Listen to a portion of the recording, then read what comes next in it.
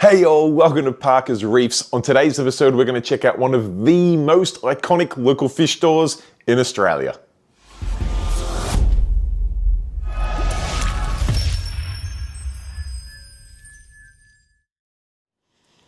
Alright, thank you for joining me on yet another episode of Parker's Reefs, and as touched on in the intro, you are in for an absolute treat today because recently I was up in Brisbane for an incredible Australian aquaculture reefing event known as Fragarama, and whilst there I could not miss the opportunity to go just around the corner and check out one of Australia's most iconic local fish shops, otherwise known as Gallery Aquatica Wynnum. Now, Ania runs this store and she was very generous in giving us a heap of her time mic'd up before store opening hours so we could go right around this shop and have a look at all of the incredible corals and dry goods they have, as well as grabbing a little bit of that knowledge from Ania that she has so much of. So I guess without any further ado, let's roll the footage of the incredible Gallery Aquatica Wynnum. Alright guys, I am here with Ania at the very famous Gallery Aquatica here in Wynnum.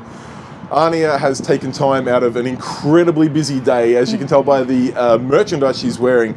Today is setup day, committee member indeed of Fragarama, and she's taken time first thing this morning to be able to let us go through her store, and I know firsthand how busy the day before an event is. So firstly, Ania, thank you so much for making this possible.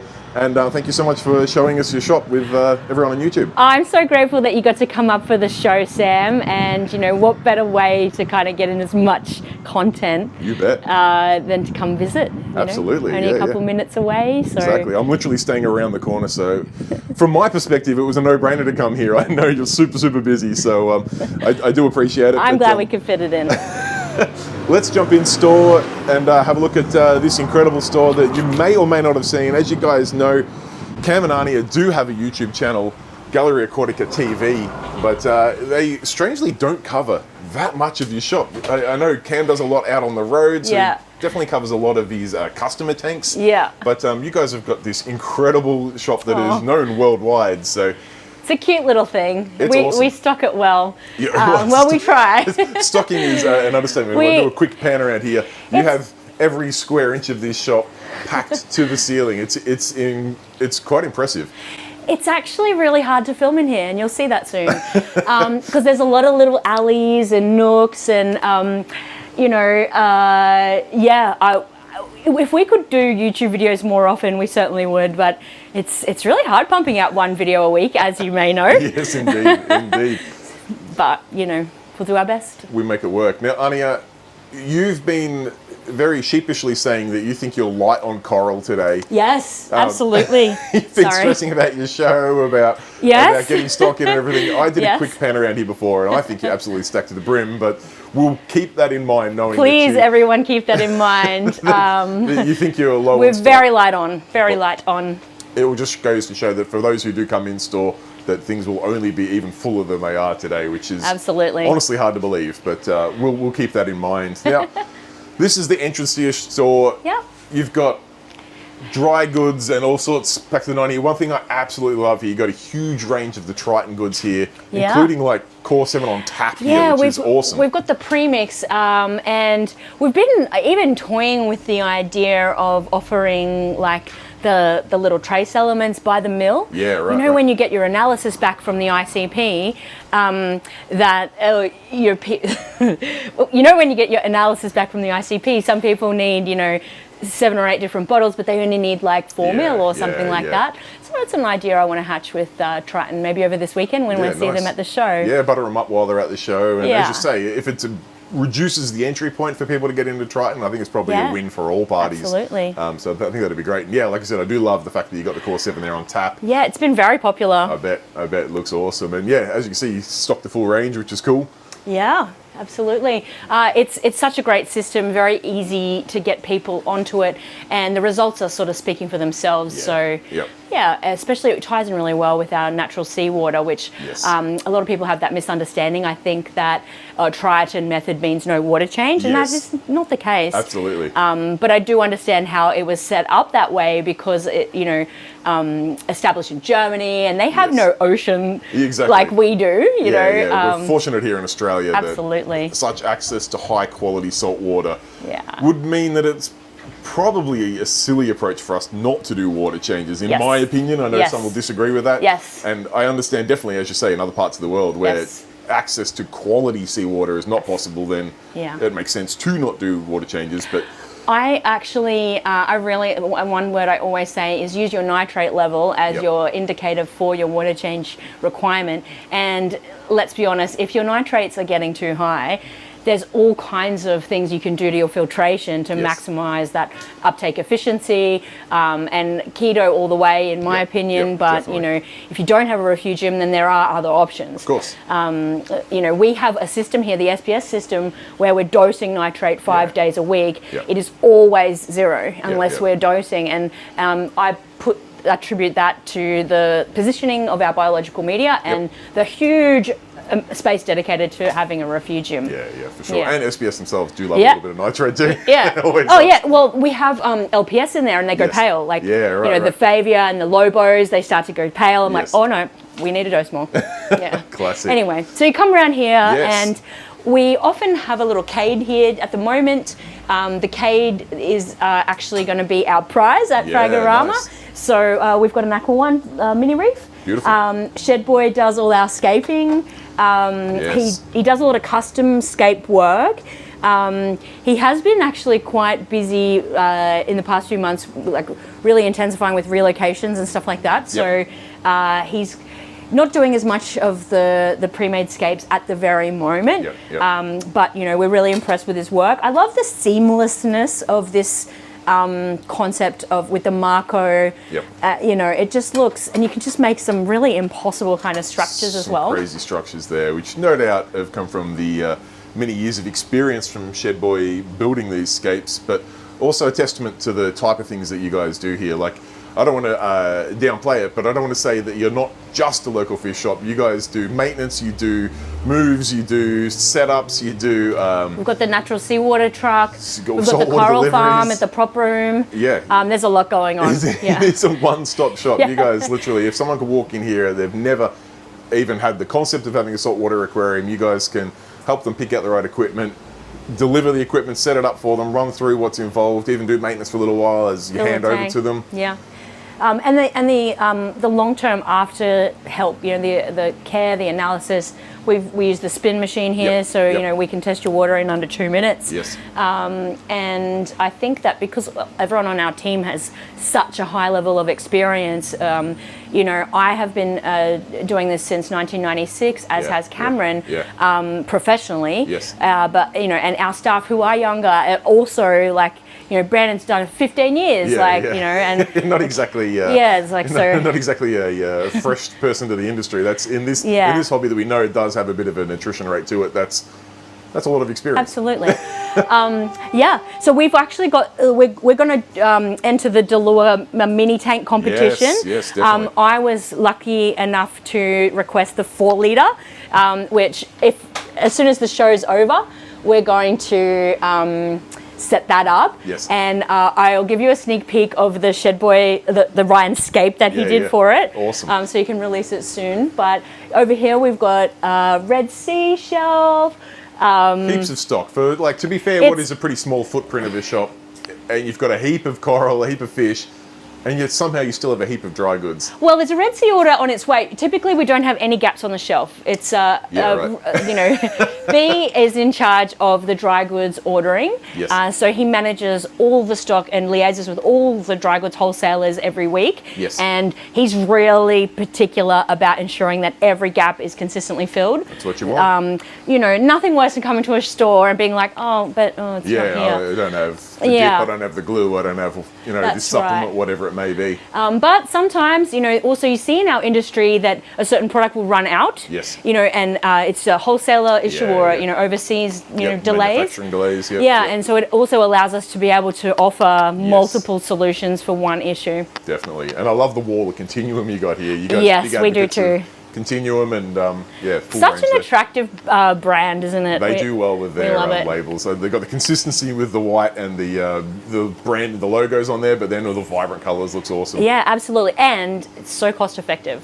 That's always a bonus. Really hard to go past if you can sort of sense that people are on a bit more of a stringent budget too. For sure. So down here, this little aisle, so we've got the Coral Essentials section down this way. Yes. And Aussie-made goodness. Yeah, and this brand has really hit the market running.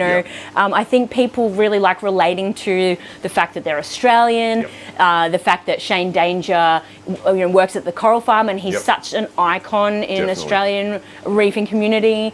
But also, there's aren't a lot of examples that we can see worldwide where a product is being used, developed, and researched on site in their own coral farm. Exactly, it's the best use case possible, really. If they're trusting their thousands, if not tens of thousands of corals with the products, you can rest assured that you can trust it on your hundreds of corals. Do you know what I should have done this morning before we got here? CVE.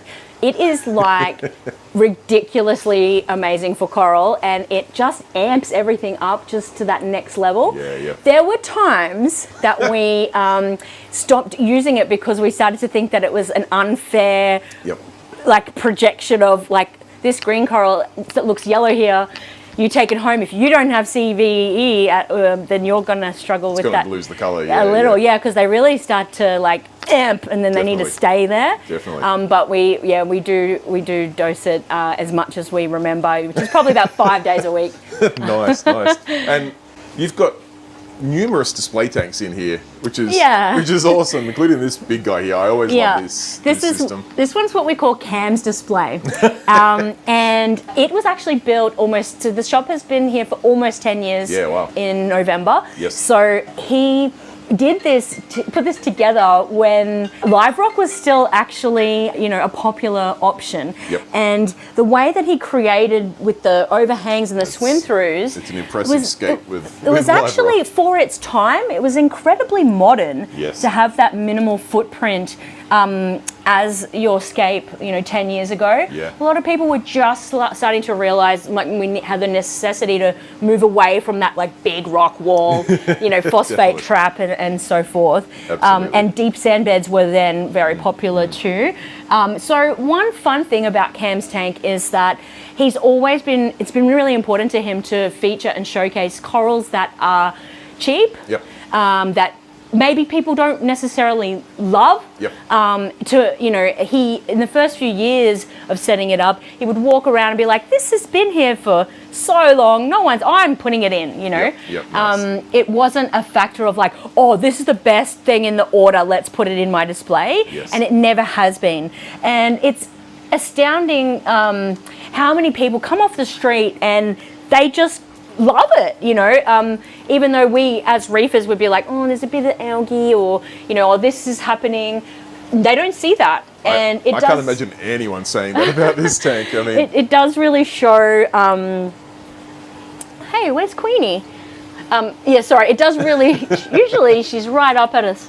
She's coming. Hello, hi. Usually, sorry, and it's been through a couple of hits, this tank. A giant clam spawned in here, and they released sperm for nearly 30 hours non-stop. And that was a big hit on the SPS and fish at that time. I've had that happen in a display tank. I had 2 clams just in sync going, and I went What do? You just have to wait, right? I just changed water for a day and a half. Well, we didn't have a lot of water at the time. We we rung the Dan at monsoon. And because he was clam breeder, and he's like, "Well, you got to wait that 30 hours, wait for the eggs to release." It was a squamosa, and it was incredible. So there's, a couple of hits like that. We've had sure. some dosing pump problems. The recent one was a power outage. Okay. So this tank is really recovered Yeah. amazingly, It considering some of the hiccups it's been through. And, we don't like to highlight the negatives, but They happen. It does bring us into a point of like reality. Yeah. And reefers that visit us, they almost feel like a bit relieved, like, it's not just me who gets algae or, exactly. and of course not. You can't just have that Instagram looking reef. No. 24/7. All go through the highs and lows. And this has been here for the length of the shop? Yeah, it was one of the first things Cam invested in, actually. So, a near on 10-year-old reef tank. Yeah. You would be the only person in the world if you said it had never had any sort of challenges. Yeah, that's right. And we're really loving how it's growing in now after, everything. And we're still trying to twist Cam's arm to do a revamp. Yes. But as goes with our displays, like our customers are our priority. Yep. Of course. And day to day, prioritizing what we do, we put ourselves last. Yes. So, we intensify everything on the selling tanks.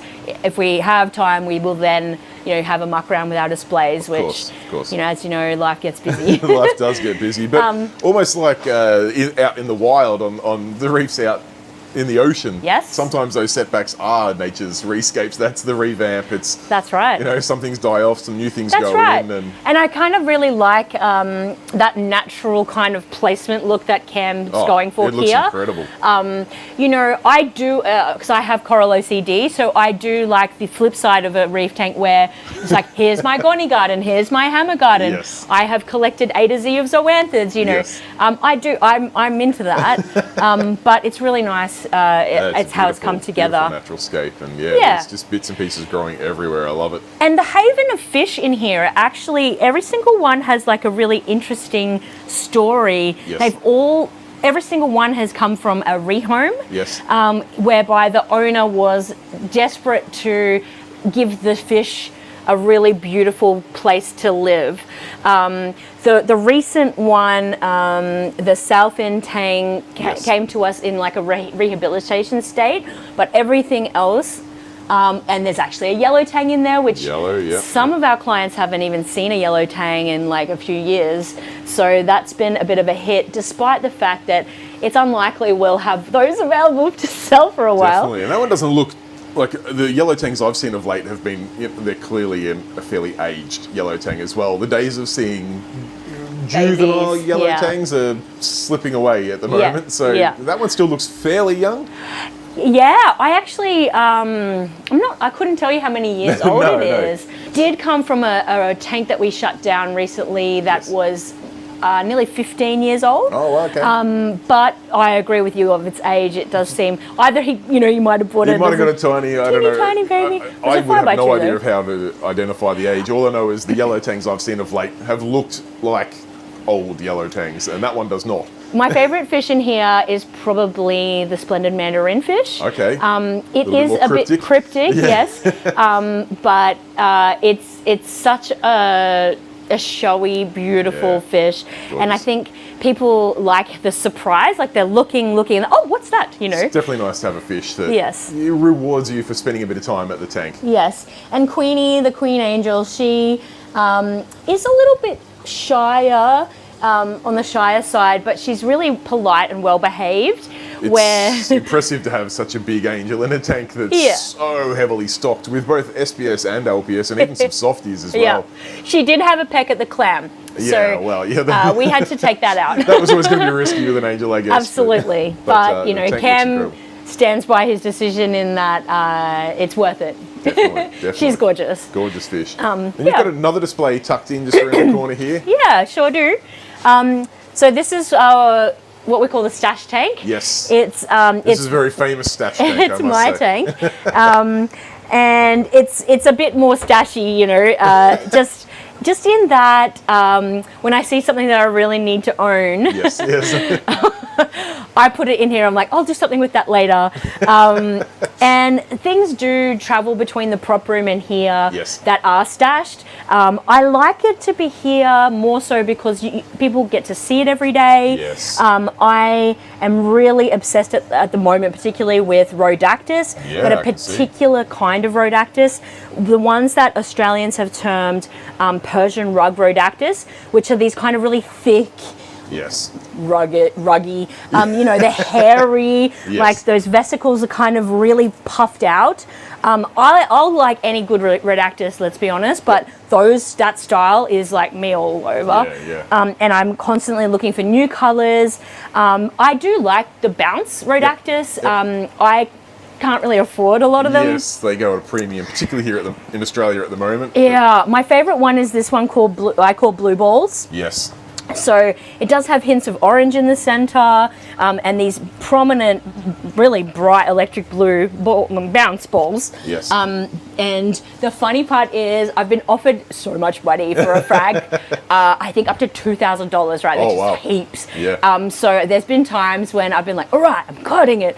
And then I have a shot, get a bit of Dutch curry, and then I'll slice it. Now, I've sliced it 3 times. Okay. Get this, every time it has rejoined itself without me, like, I've just never done the cut and ripped it away or come back the next day to... So, unfortunately, it's never been shared. To you. It's not meant to be frags. I know. One time on the cut line, it actually got orange, like a totally new cut pigment, which I thought was fascinating. So my plan was then like, oh, well, maybe I just slice it up every so often and get more color into it. But I'm just kidding. I'm just kidding. I guess if I'm pointing out some little cute bits and pieces here, I am moving into octocorals, heavily obsessed at home. Okay. And I want to upgrade my tank at home. Yes. And because it is a mini reef with about 150 corals in it. So it's more corals than leaders. So the softies started to populate here when I really couldn't live without it, but it can't fit at home. Yes. But so they're waiting for my upgrade, right? But I like them here now, and I think that once we do a revamp on this tank, we might, remove the scape and just start again and maybe really feature soft corals because they're a bit underrated, Definitely. They are making a resurgence, though, I've got to say. Their Agreed. Popularity's picking up and possibly driven by the cost of living. That's my theory, too. You can have a decent-sized tank with, 8 soft corals that get, a foot in diameter each. And you've got a big, thriving, colourful, moving tank that is still a reef, a little bit easier to care for. It ticks all the boxes that, when you compare it to a multi-hundred or even multi-$1,000 SBS frag, you look at the $60 softie and go, maybe that's where I go. Absolutely.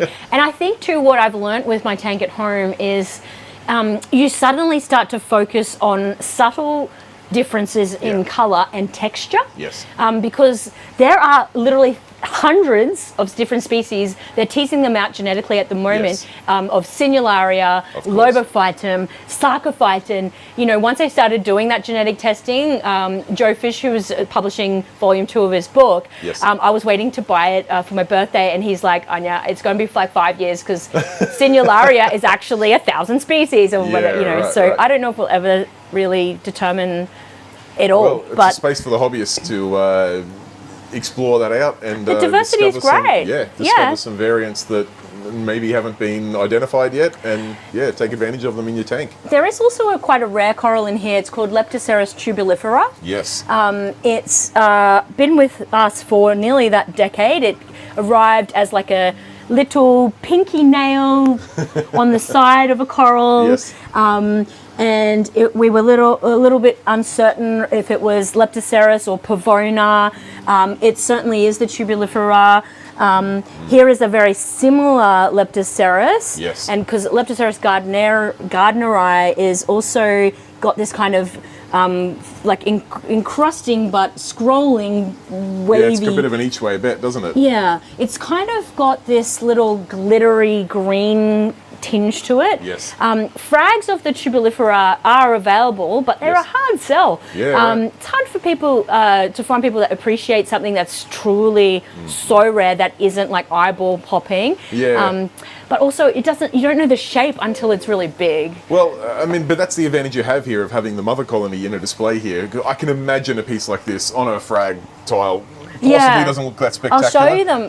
They're only $15. Like, wow. Like rarity-wise, when we only had 1 or 2 frags, there'd be 100. But now we've got that many that they've come down. So I'm surprised, with the mother colony there, that people can see how it grows out. And to be honest, that to me, that's key with frags. Because sometimes things look incredible as frags and don't look so good as colonies, and vice versa. So excellent. Always Absolutely. Good to see. Sure. So on this side, we've got our dry goods or the test kits, and really everything like carbon and resins and things like ChemiPure or the Reef Pure RO products. Yes. A little bit of air pump and things like Everything that. one would need.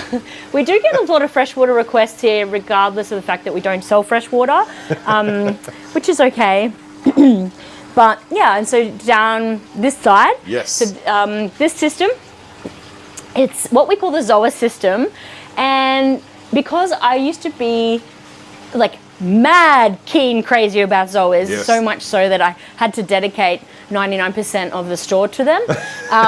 There's this like old remnant photo here of this rack with which could hold 500 Zoa frags. Yes. And they were $10 frags or 3 for $25. So people would just sit here, just choosing, browsing over individual polyps. Just hang on, that one's got a different color on this every second frill.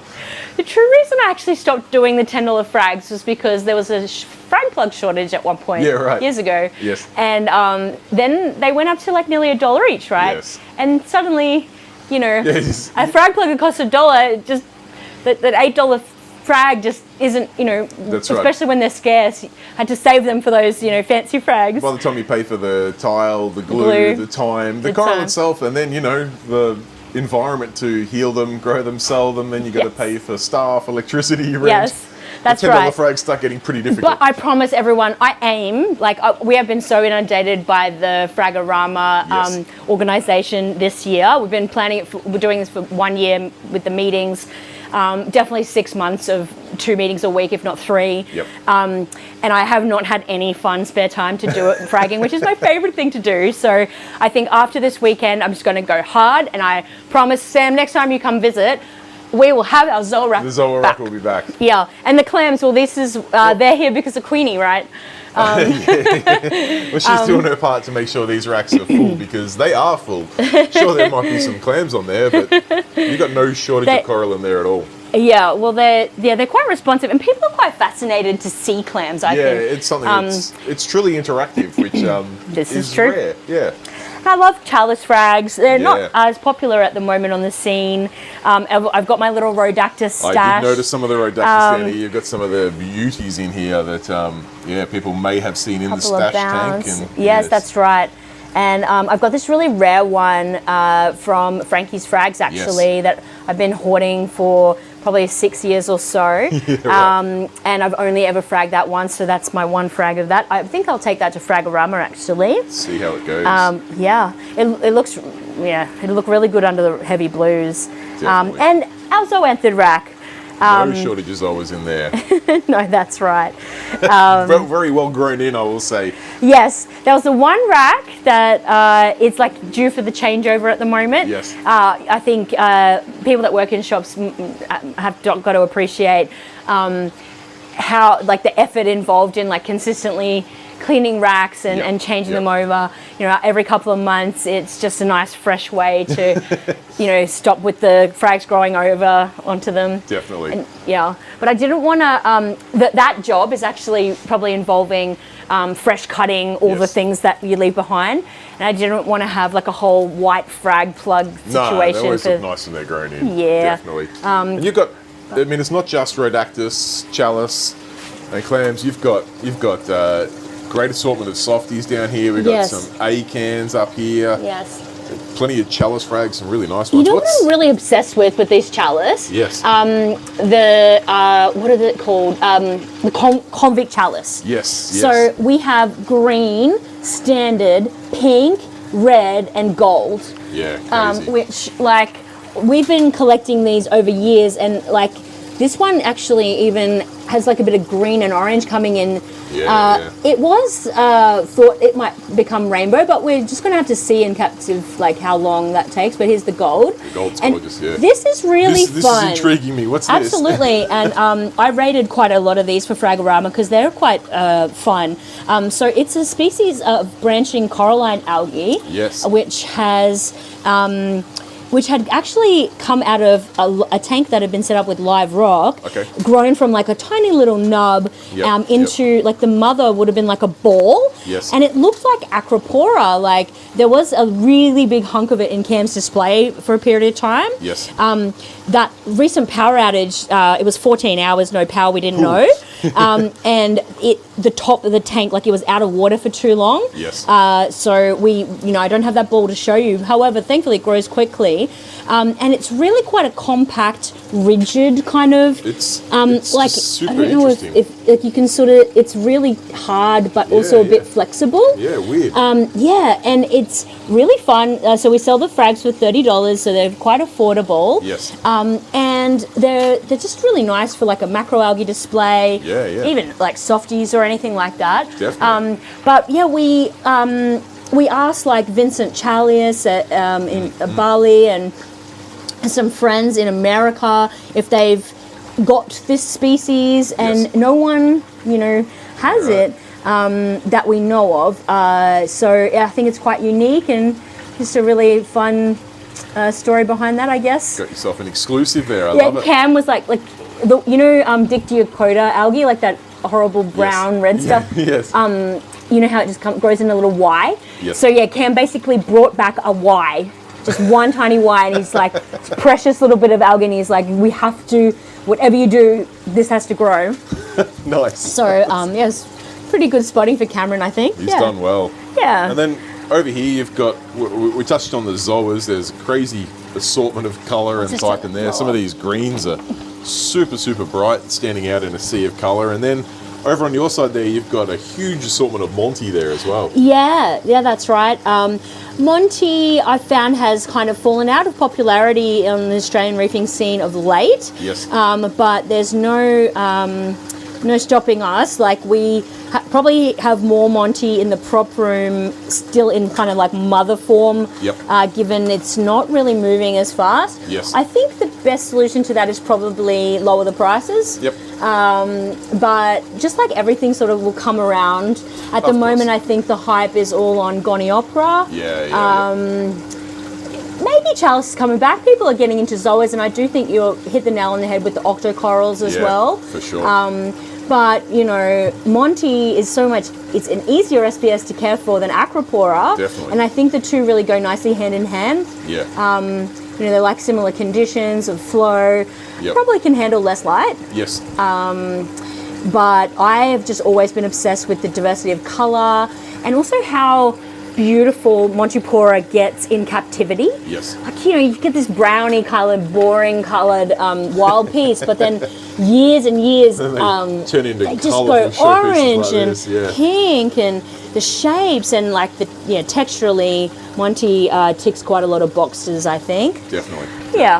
Yeah. So,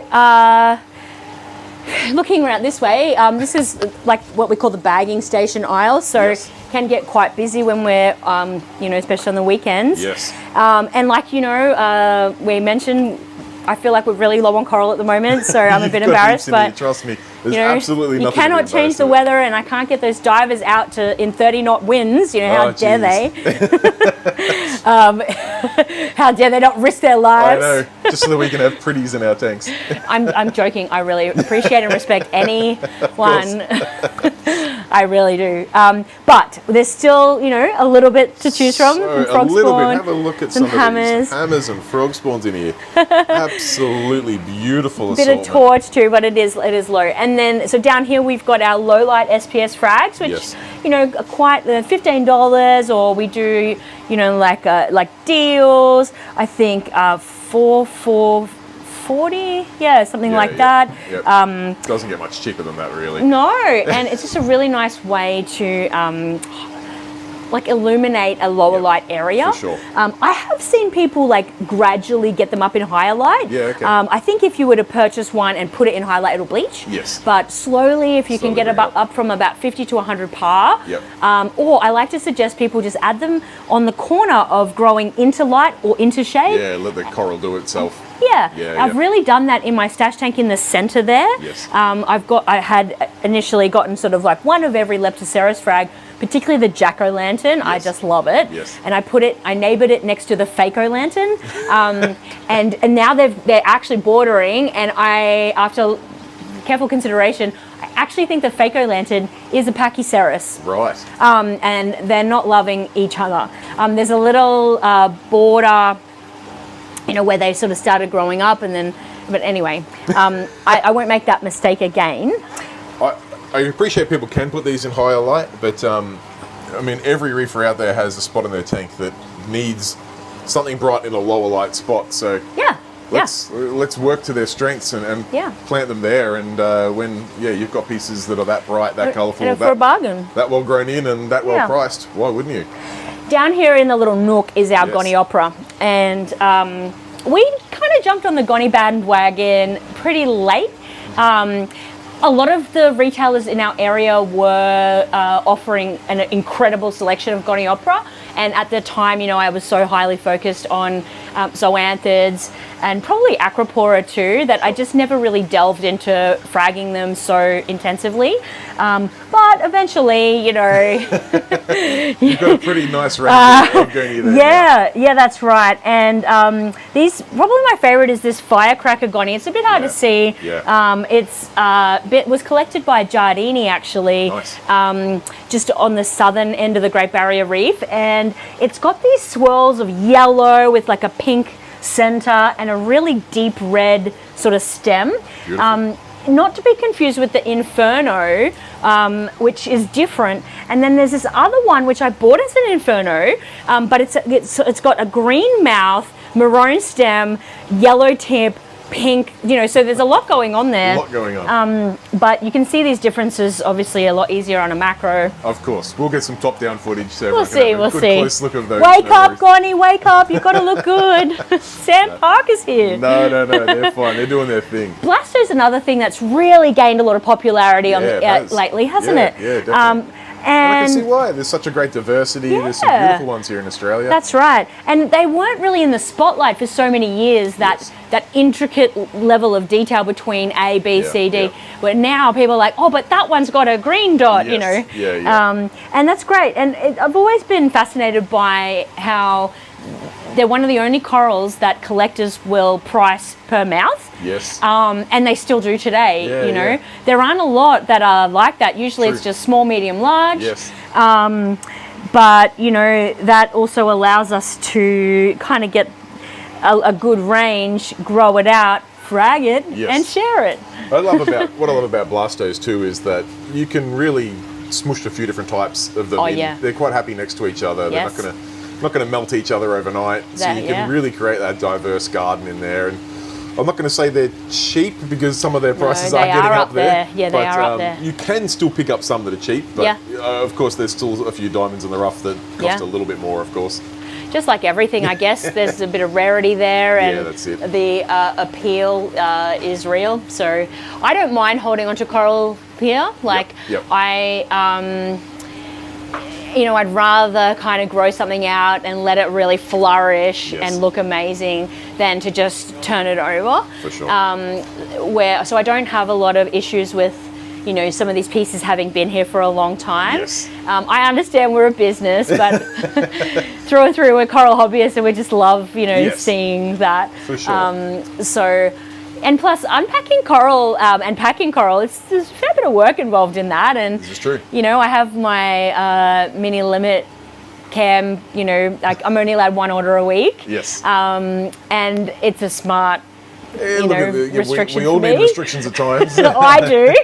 Otherwise, we'd be getting coral every day, and there'd be no dry. No, I'm kidding. I would get fish, but maybe. Depends how many corals are available that week. I guess we'll go down the last side of the coral before I show the fish. Sure thing. So this is typically our torch. It's just so rated and empty right now. Yep, and we've got some. Well, they're really quite aquacultured now because these Darwin Parancora.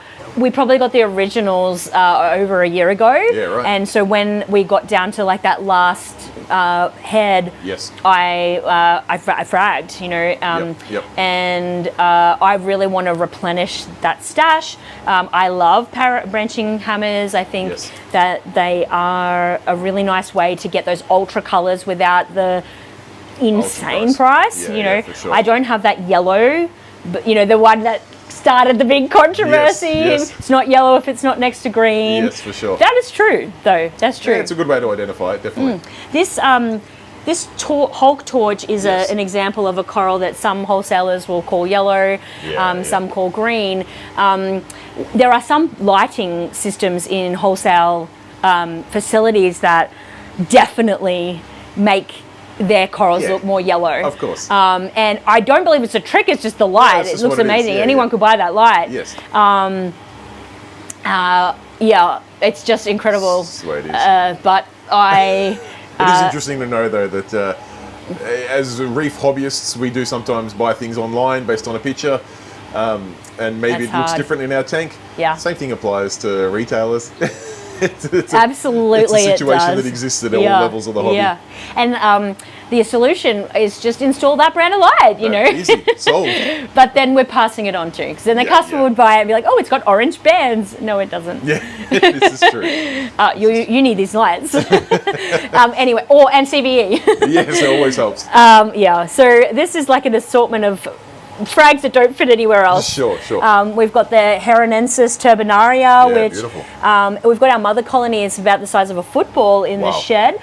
And when Jake Adams visited us, that was something that he was like hyper focused on, obsessing over our giant hero. Awesome. So this colony has been shipped over to America. It went to, I think, Jason Fox, Unique Corals, and Jake. So it's probably at the Reef Builder Studio too, which is really fun. And a lot of people kind of see that video and the coverage that he did and come in. Otherwise, most people are like, what is that coral? And I love that it's $30. Yeah, it's good. And they are big size frags too. Well, I actually rated that one for Fragorama. So these are the small frags. Oh, you're kidding. There's some really big ones going to be available at the show tomorrow. Yeah, nice. So hopefully people like it. It's like a bit different. It's not your average coral. It's not your average turban. No.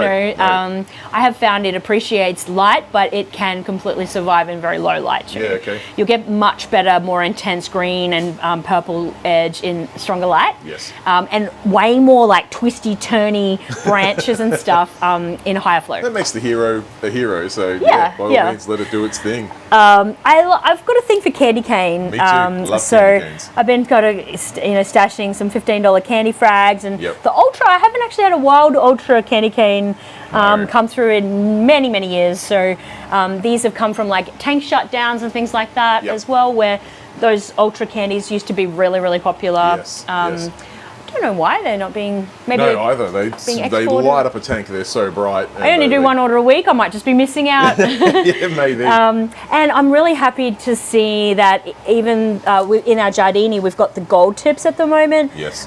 We don't have a lot of Western Australian coral in this store often. Yes. It's on the other side of the world, Australia.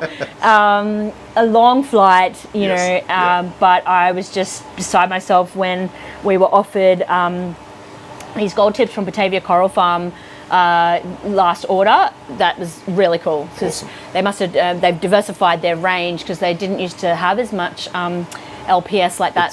It's a coral elegance I find to be something that's pretty underappreciated in Australia, but really appreciated overseas. Yeah. So I'm not sure why Aussies don't.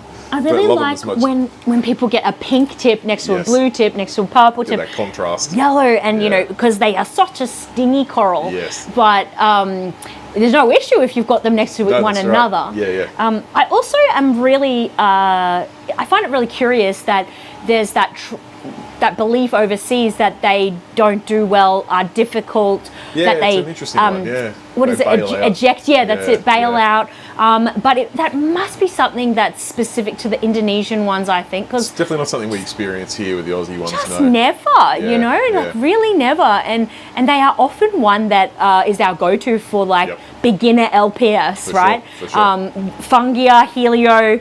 Giardini, you know, they started at a $30 price point here. And they look like an anemone. That's another easy sale. Yes, you know, the new hobbyist that wants that kind of look without the drama of walking feet. Yes. And they're very showy, I think, too. Absolutely. There was one guy who brought us a 15-year-old one. Yes. And it was like he got it from Pet City 15 years ago, like that. And it was like this. It was amazing. It's like nearly 2 foot long. Craziness. So the last little section here, we've got acro. Acro, and you got some beautiful acro in there too. I am really a big fan of acro. That has also developed over the last decade. I was really like not into the sticks, you know, but I think my love of the photography and then the innate kind of detailing between the tiny polyp differences, the tissue, the growth edge, the difference between a wild collected piece and then 1 or 2 years down the track in captivity. Absolutely. I just love it all. And if I could, we would have a huge tank of acros, but unfortunately space restriction. That's what happens when you love all types of coral. Yeah, that's right. And you know, this is a real gappy section, which I'm not proud of, so sorry. There's but heaps there. It's so just many Fragorama that's done that. You know, give us another week and I'll fill it all back up again. You're meant to be selling corals tomorrow, Ania, not buying too many. That's right. And although Fragorama is just around the corner, I really want to avoid the thing like, oh, well, actually, if you just drive away, we've got the shop, you can buy it there. Yeah, you want people to be able to... Trying to get a sample of everything cool. Of course. Yeah. Of course. No. And then I've got this little hoard here that really annoys people. And fair, I would be too, but ultimately... These are some grow out pieces. They're the grow outs. And I really am one for like security. So I've got, you know, that Rosaria secured in the prop room and here, just in case. Of course. Well, of course. With SPS, it can happen pretty easily. So having it spread out is always a good idea. Absolutely. So over this way. Yeah. You've got fish here as well. Fish system. What we do like to specialise in is Australian collected. Yes. We have a really important feature where we'd like to, it's a traceable supply chain. Yes. So we don't stock a lot of imported fish. Sure. Though they do come up. Yep. We have our quarantine in the prop room. Yep. And we're really good friends with a couple of importers. Yes. And of course, as you mentioned at the start of the video, we've got a lot of clients that aren't shopping here even. They they have the service people go out once a week, once a month, and whatever they want, we will have to source for them. Of course. So we definitely try and showcase the best array of Australian collected fish. Yes. We liaise every week with the suppliers. What often happens in Australia is we have weather patterns which are governing, you know, having one area of the coastline available to collect, but not another. Yes. And so basically, I get my budget on a Sunday after the trading week is up, and I check the weather patterns all around Australia, and I say, oh, okay, well, this week we're going to have to go north or south or west. And then I put my feelers out to the collectors and ask them who's got the boat out, who's going, you know, when are you coming back, and just try and liaise with them as the boat is being unloaded so we get the freshest, you don't want something that's been sitting around for ages. Well, I mean, I don't mind sitting, so many people want, you know, that of course. a possum wrasse or a mystery wrasse or, you know, things that things are that don't not... sit around. That's right. Yeah, they don't come by very often. Exactly. In the Australian lists, I think, you know, a flame angel we get like once a year, you know, that kind of thing, where the people from an importer wholesaler list, there's far more diversity in it. Definitely available there, yeah. Yeah, so and coral gobies and things like that. Chasing things with that short, identifiable supply chain does pose a little bit more of a challenge, but I mean, it's good that you guys have got a specialty and that's what you focus on. But we also try and stock a lot of aquacultured fish. We like the yellow assessors. We've got a good range of aquacultured clownfish. We typically will get them from the TAFE, and I just love that they're using the fish to teach people aquaculture. You know, awesome. I love that. It's awesome. It's a nice sort of offside. They sometimes have mandarin fish, and the orchid dottybacks are my favourite. They're so easy to find a home for. Definitely. In the way of wild caught fish, we are big fans of Valenciana gobies, actually. Okay, nice. There's a lot of different species of Valenciana. We have a rare one at the moment. I'm just not sure if we've got in stock the immaculate. 'Cause I wasn't at work yesterday. I was busy. The immaculate goby. Yes. There's also twin spot gobies, which are not a Valenciana. The reason why I like Valenciana longipennis and Valenciana puellaris are probably my two favorite, and Helsting Genii. Yes. They pair. Yes. They live in a little house. We have the clamshells in the tanks for that reason. I think this pair sold yesterday. And they will spend the entire day just tending to this little house. And one of the pairs makes a little window and looks out, and the other one, like, oh, these clowns are saying hello. And the other one kind of tends to the cleaning around. I just think that's adorable. Very, very cute. Unlike the blue golden head sleeper gobies, they don't dump sand everywhere. Always a bonus. Yeah, those golden head sleeper gobies give Valenciana gobies a bad name. But, you know, you won't ever see those gold heads here, but all the other species, super cool. Very, very super nice. Cool.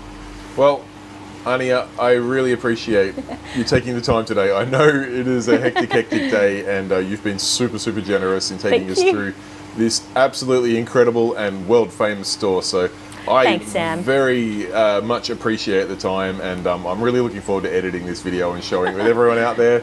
And I can't say anything more than just thank you so much. I might end off by showing you this pet eel. Show me, yes.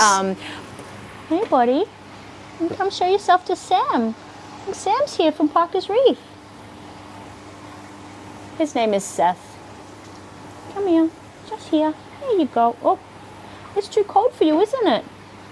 Sorry, bud. It's like you got any of those. Yeah, where's my pillies? I want a warm one. Sorry, mate. You're going to eat my finger if I start to pat you. We do like to pat him, but we definitely wait until he's had a good feed. Yeah, he usually eats giant pilchards.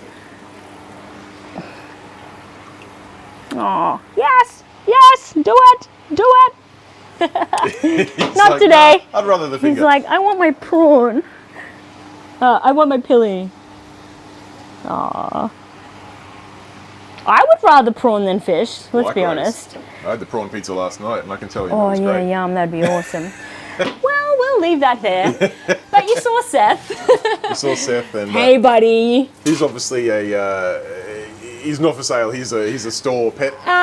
Look, if somebody can. He came out of an 8-foot display where he was so well loved. That's why he loves having a pat and a scratch. Yep.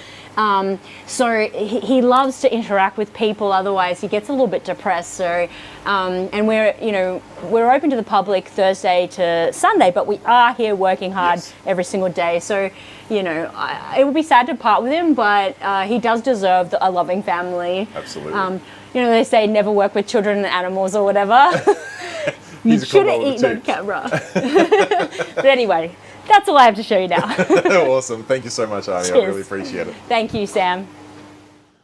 All right, guys, there you have it. That is Ania and the tour of Gallery Aquatica Wynnum. What an incredible local fish store. It is not massive in footprint, but they have so much livestock and dry goods, as well as the incredible advice that Ania and the full team carry at Gallery Aquatica Wynnum. Now, I would be remiss if I did not mention that the team Gallery Aquatica also have their own YouTube channel known as Gallery Aquatica TV, which primarily follows Cam around as he goes out on his maintenance tours, which is an incredible watch if you've not seen it yet. I'll be sure to put all the links and stuff down here below and also in the comment section so you guys can get a fast track to check out that channel, because there's some incredible stuff on there you do not want to miss. I also want to give a massive thank you to Ania for taking the time out to mic up and take us around the shop. I know she had lots of things on her mind with the impending Fragorama event happening later that weekend, but she was super generous and I really do appreciate it. So thank you, Ania. To everyone else from the Gallery Aquatica team, thank you so much for making it possible for me to come in and interrogate your store the way I did.